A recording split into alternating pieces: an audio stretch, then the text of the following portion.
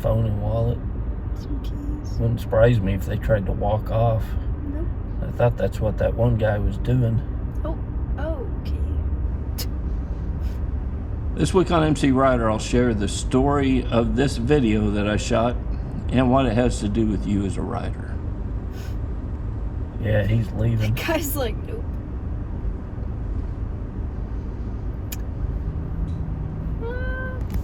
So I was out the other day with my high school daughter. We were in a car and she's learning to drive. We were on the high school parking lot. In fact, the high school parking lot that I record a lot of my on-bike footage. And she was exiting that lot, getting ready to drive over to another section of it when a truck stopped in the road in front of us. Door opened up. They stopped right in the middle of the road, which I thought was odd to begin with. The door opened up and the driver got out, who was in his underwear. His driver got out, he opened the door up, and he stood between the door and the truck and had himself propped up, holding himself up with the door. And I thought, what is this guy doing? Looked down, the guy's urinating in the middle of the road. So I immediately knew what we had here. We had a drunk driver. So I told my daughter to put the car in park. We were gonna switch places. So we did the fire drill and switch places in the vehicle. I went around to the front, the driver's side of the vehicle, and in the meantime, the driver had gotten back in his truck and driven off. So I got in the car, was gonna follow him and get his license plate number, and I had my phone plugged in so I could use Apple CarPlay to call 911. By the time I got up there, this driver had already gotten on the highway. And I could see the driver, and he must have been going 90 miles an hour, was cutting through rush hour traffic. It was around 5:15 p.m. So traffic was heavy, but this guy was just flying, was cutting in and out of traffic. He was weaving all over the highway. So I call this in to 911 and get hold of the dispatch officer. And we follow the guy, and maybe 10 miles up the road, and he's too far ahead of me. I can't get the license plate on him, but I could still kind of see him, at least what I thought was him. They pulled over into a Quick Trip gas station parking lot, parked the truck. At first I thought there was just one person in the vehicle. It turns out there was two. So they had no clue that I was aware of them or that I was behind them. I drove behind the vehicle, and I'm still on the line with the 911 operator. I give them the license number and the description of the vehicle, and the operator says they'll send an officer out.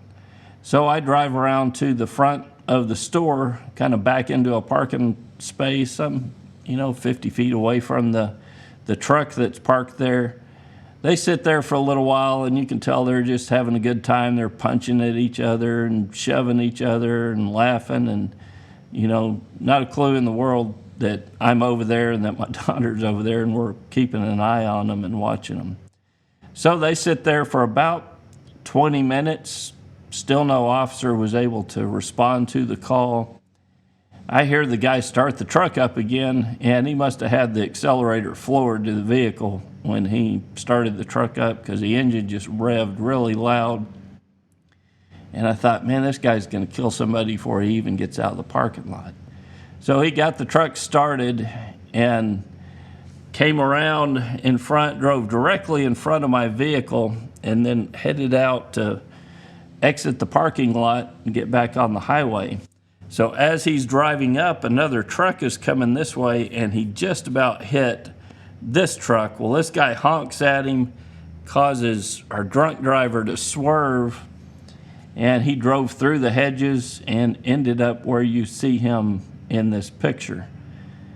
So I didn't actually see the truck drive off because of where I was parked at. My vision was obscured of the actual crash.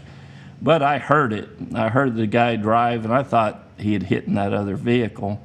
It wasn't until I drove around there that I saw what had actually happened. So by the time I got around to where I could see, the driver's side door was open, and the driver and the passenger were crawling out of the truck. The guy was still in his underwear. and you can kind of see him right here. Well, the driver of the vehicle decided that he wasn't going to stick around. He just walked off down the sidewalk, headed to who knows where in his underwear. The passenger of the vehicle decided that since he wasn't driving, he could stick around and he wouldn't get in trouble. And he waited on the cops to show up. So the cops eventually showed up, and they apprehended the other guy, a few blocks away. So everything in this situation turned out as well as it could, because this driver would have caused a crash had he gotten back out on the highway. It's a miracle he didn't cause a crash on his way to that gas station. So what started out as a driving lesson for my daughter became an object lesson in driving under the influence, and I think that was about as valuable as any practice time she would have gotten, riding on the parking lot. But there's one obvious message from this video: don't drive or ride under the influence. Riding under the influence is a selfish thing.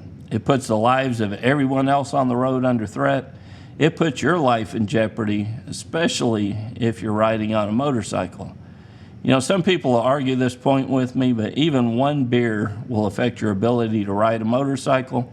It lowers your inhibition, so you take more chances. It messes with your judgment and your balance. And the more alcohol or drugs you add to the mix, the greater the risk you are to yourself and everyone else out on the road.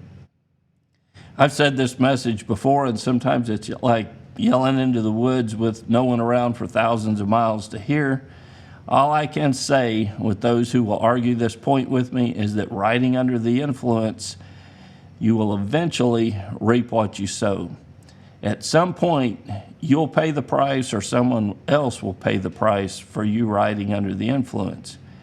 I hope that you can learn that lesson. That doesn't cost you your life, but even more so, I hope that it doesn't cost the life of an innocent person who's just looking to get from point A to point B. There's very little excuse to be on the road under the influence today. With Uber or any of the other ride-sharing services that can get you home, it's as simple as installing an app and using that to get you home if you find yourself in a situation where you're not able to drive. But those who do this don't want to hear, and most of them choose to learn life's lessons the hard way. So let me talk to all the other riders, the vast majority of us who ride responsibly and do not ride under the influence. These intoxicated drivers and riders who ride under the influence are a direct threat to you. This driver was going at least 90 miles an hour, weaving in and out of rush hour traffic before he pulled over at the gas station. He put the lives at risk of every other mother and father that he passed on the road. Every worker who was on their way home after an honest day's work, this guy put their life in jeopardy. The selfishness of impaired drivers on the road costs drivers and riders lives every year by the accidents that their impairments cause. But there are some things that you can do to lessen the odds of being a victim of one of these selfish drivers. First, know your surroundings. If you're riding in an area where there are a lot of restaurants and bars, know that the odds of impaired drivers are going up. Especially after things like sporting events, be particularly aware, and I can't leave a baseball game without seeing several drivers who shouldn't be out on the road. Also, limit your riding at night.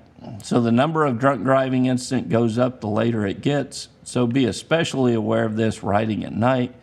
On a motorcycle, you're harder to see at night, so when you mix that with meeting an impaired driver, it's even harder for them to see you and make a judgment of where you are on the road. Be especially aware around holidays and Christmas parties, 4th of July celebration, St. Patrick's Day, or any other holiday gives people an excuse to celebrate, and they often get in their car and drive home afterwards. So be especially aware around the holidays. Now this one's huge and something we should do all the time, but it helps especially in dealing with impaired drivers. Keep time and space between you and other vehicles. Time and space buys you time to react to hazards on the road. It gives that impaired driver whose reactions and judgments are delayed more time to see you, but more importantly, it gives you time to react to them. Keep your head and eyes moving so that you can see drunk drivers before they see you. If you can see the impaired driver before they see you, you will almost always have the advantage to avoid an injury. You always want to ask that what if, and then have a plan in place to deal with it. This is a road strategy at all times, but especially helpful in dealing with impaired drivers.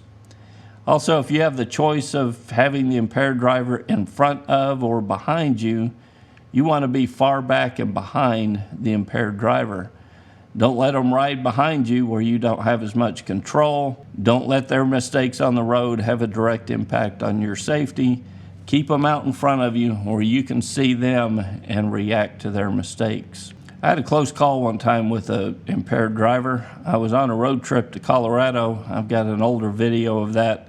I was on my Honda Valkyrie and I was riding to the $1 Million Mile in Colorado. I was going to camp a couple days and just ride around the Colorado mountains. I had stopped in New Mexico for a night's rest, and I had just left the hotel, so this was kind of odd. It was early in the morning, about 7:30 in the morning. I had literally gotten on the highway, and I looked up, and there was a billboard that basically said to watch for drunk drivers, watch for impaired drivers. When a car coming up behind me cut directly in front of my motorcycle, in fact, it almost clipped the front wheel of the motorcycle. I felt like I could have stuck my foot out and kicked the car as it went by. It happened really quick, so this guy was traveling at a high rate of speed. In fact, I'm riding, and I just kind of had time to flinch, and it was all over. He was already past me and gone. So I wouldn't have had a chance had that driver been over just a few more feet. He would have gotten me because I wasn't aware that he was coming up behind me, so that part of it was my mistake. But it taught me an important lesson to keep your head and eyes moving and to watch, even in situations like that. A weekday, early in the morning, there can be drivers out there that are irresponsible, and it's our responsibility to watch out for them and to keep ourselves safe by knowing where they're at on the road. You know, like my situation, there are simply some things in life that we cannot control. We can be doing everything right on a motorcycle, and some irresponsible driver can take us out in the blink of an eye. You know, there are no guarantees in life, and nobody promises us a life free of trouble. But if we ride sober, if we ride with good road strategy, we can increase the odds of riding a whole lot of miles trouble-free and enjoying the best means of transportation on two wheels. But a lot of that is up to us.